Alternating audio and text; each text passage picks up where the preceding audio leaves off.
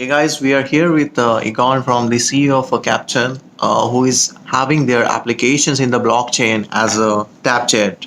So TapJet, it is a very fascinating things for me. Once I read about his profile, he's speaking in the Next Blog Asia in Bangkok, and it's really great experience to understand the new ecosystem in happening in the blockchain industry. So hey guy. Greetings, how are you? Yeah, so I'm doing good. I guess you're also enjoying this show, and we really excited to understand about the TapJet. TapJet is something fascinated me from the long time when I saw the profiles of the all the speakers over here. So, what you guys exactly do in the blockchain industry and the crypto, like how the crypto come into the picture in that? Yeah. So TapJets is the world's only platform today that allows for instant booking of private jets. Wow. And by word of instant is you touch the phone just like you would getting a taxi, and you're able to go to the airport and board the plane. In order for us to do that, it required us to leverage all of the latest technologies, including the blockchain, to ensure that the aircraft is available, that is properly licensed, secure, the pilots are properly trained, and is ready to go. Only then you can make a booking. So when you think about the technologies that we just talked about, verifying trading, verifying maintenance history of the planes, there could have been nothing better than using a transparency and security of a blockchain to store the data. And that provides the foundation. That's the reason for that you started with the blockchain. That was one of the reasons.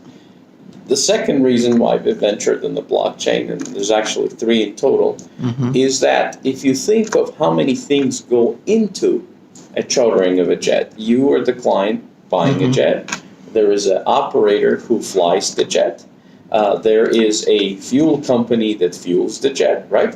All of those are transactions that happen as a result of you wanting to go from point A to point B.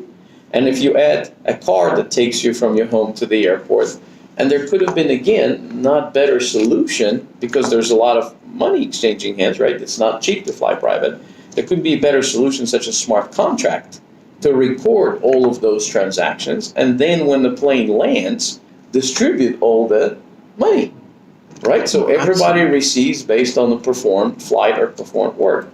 And then the last but not least, think about if you were to buy a painting, and a very expensive painting, or a charter flight, on Saturday night, you go to a gallery, you like a painting, it costs $200,000, or a charter flight could cost $100,000. How are you going to pay for it? Right? The credit card is risk, right? For the guy who sells, maybe your credit card is bad. You cannot transfer money today because all the banks are closed on Saturday. So it just made natural sense for a large ticket purchases to accept cryptocurrency. Absolutely. And we started with Bitcoin, and then we added Litecoin, Ethereum, and then Litecoin, and I think Ripple. Ripples. And the Ripple was an interesting one. We put it on the social media for everybody to vote what should be the next the coin that we will accept as accept. Yeah. And it was interesting that thing pull up about 1.5 million votes of people, and the Ripple community really stepped up to do that. So shout out to them for being supporters. So we accept all four in real time, so you can book in real time. Oh, that's great. So what technology platform you guys are using to build this one in the blockchain? Which technology platform you're using? So, we made an interesting transition. So to make things simple, we use the ERC-20, which is the Ethereum-based protocol at the time. But as I mentioned before, with the simple flight, there was too many things involved. The fuel, the catering, the parking, different fees. And what was happening to us, it was, I think it was 17 or early 17, when Ethereum was up in the 400 plus mark. Yeah, every time we had to update the contract on Ethereum, right? We had to pay gas money, and it was getting expensive, right? Just because the guy delivered the food to the airplane, I don't want to pay $20 to tell the contract that. So because of the number of things we started to track increased, we decided to go to a private blockchain. Currently, we run on Azure, which is a Microsoft private blockchain offering. But as a company, we will ultimately have a hybrid. things that we think are public or Yes. public wants to know or need to have independency for making sure we're not Contract the only access. people contingencies reporting it, those things will go on to public blockchain. And the question will become which one based on the transaction speed and volume. But for things that are more of a within the limitation of executional, operational, that only people involved in transaction need to see, and they already have a relationship with our company, then we're going to be able to do that probably off the primary chain, or maybe EOS or some other platform that is off ledger platform. All right. So TapJet, as you said, like you guys having a mission like consumers who are going to utilize your services, right? What audience exactly you're targeting? There should be some exciting things in that also. So aviation is a unique industry, right? The people who use private jets typically have two profiles. It's someone who values their time, right? Somebody who wants to be in different cities on one day, have to be in important meetings, or need to do a lot of work on the plane. Yeah. And for them, spending time in the airports, or it's not even practical. It's like a to be high profile free. people mostly. So it's not necessarily high profile. It's people who Value the have time. to execute a lot in one day or a very short amount of time. And time spent waiting is probably not in locations where it's not efficient. And with today's aircrafts that have full connection to Wi-Fi around the globe, right? Yeah. Real-time streaming, phone conversations, a trip of, from Singapore down to United States, which is a pretty long trip, Yeah. could be 2 productive days of work Yeah. without missing a beat. So executives leverage. And then the other part, there are some, we see more and more traction. If you have a family of 3 kids Yeah. and you want to go skiing, in U.S., it's hard to get them all in the airport, and your skis and the luggage limitations and the baggage. And when it's all said and done, if you got 8 friends and enough luggage, you're kind of getting close to what it will cost to fly a jet, minus the long drive into the mountain, because most of the time the airport is much closer. So there's a leisure aspect to it, there's a business aspect to it, and that's what current profile looks like. However, as I mentioned earlier, it still applies to the high net worth individual segment. And when you talk about the market, the private aviation is not grown in like double digits. Yeah. And sharing seats on the planes is not a good idea too, because you never know who you're going to be flying with, and maybe you don't like the food they eat, right? Or how they the latest boiled fish smells, right, in an airplane.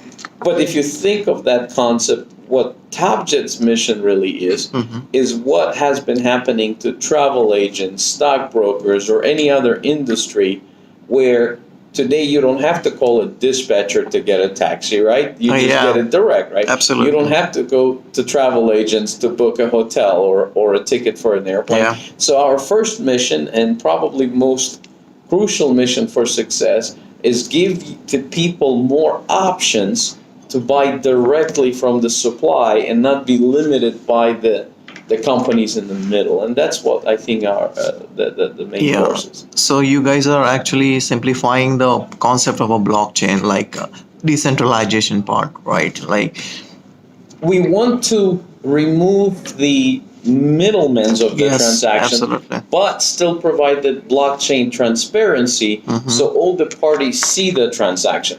And the person who used to be a middleman of transaction doesn't have to report to everybody. They can just look and see. Yeah, that's great. So another question related to the law and enforcement part, right? As you say, like you're flying from the different part of the countries, like your jets are flying over there. So is there any kind of legalization is required for if you are flying from the different country which are having a different lawmakers and all everything with respect to the aviation industry?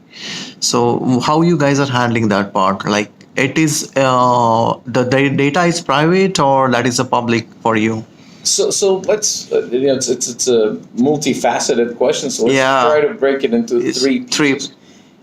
TapJets does not own airplanes.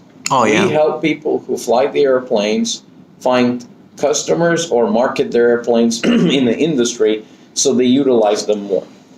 However, we also they have to ensure that if they're flying from one country to another one, they file the customs forms, and so on and so forth. So that's the fundamental of what's happening in that regard. Now, as we become global society, imagine if you are a celebrity. Mm-hmm.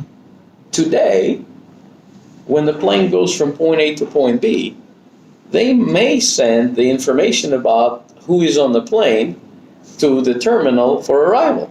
Yes. And if people there might not be Comfortable to showcase. they might call the friend and he show up with the camera to take the picture of celebrity. Yeah. And their kids, right? Sorry.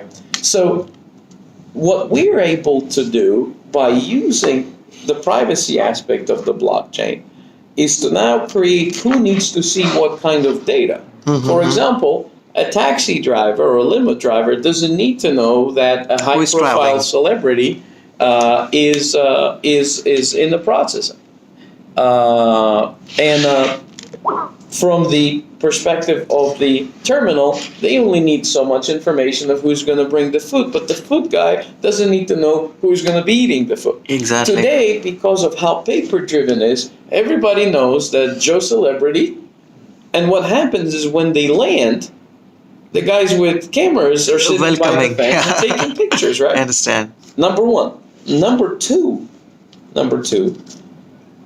going back to the kind of customers you have, some people may not want anybody to know where they fly and why they fly and when they fly, both for privacy but also for security reasons, right? Yeah. Again,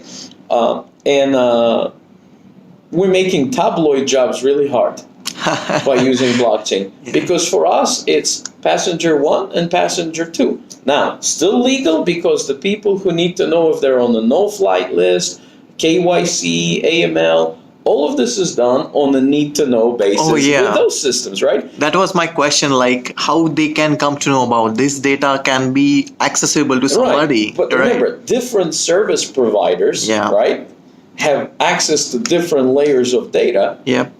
But your result as a company is to ensure that overall, no one person knows the whole thing. Does it make sense? Yes, yes. So one person cannot know everything. You're 10 encapsulating. people, not in the same office, all over the world, can know one piece each, right? Yeah. And it's the same way as government agencies work on the big secret things, right? One guy is analyzing this, but he doesn't even know what the other guy. So let's think of that, and the blockchain is just a great tool because you can remove the identity and keep everything as numbers. The smart contract still executes, the plane, the fuel, everything happens, but the identity runs on a parallel thread, right? So that's how you would do that. So again, a lot of our customers come to us because they're insured the privacy just because of the process of how we implement it versus just sending a blank paper to somebody, hey, Mary Jane is coming, hope that the photographers don't show up. Yeah, that's great.